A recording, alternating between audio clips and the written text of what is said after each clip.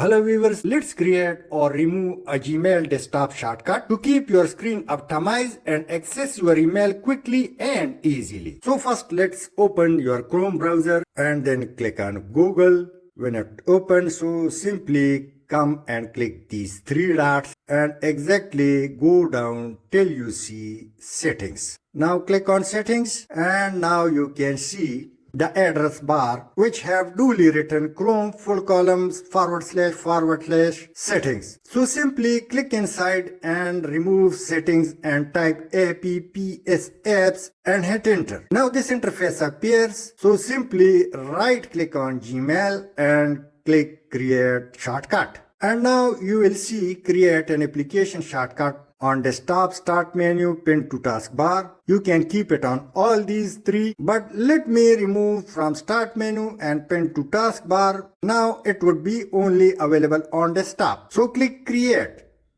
And now you will see that Gmail shortcut has already been made on desktop. So if I double click it, I can directly reach to my Gmail instantly. To remove the shortcut, once again, open Chrome browser, click on Google, and now click these three dots, come down once again and click on settings. And when settings open, simply click inside and remove the word settings and type apps apps and hit enter.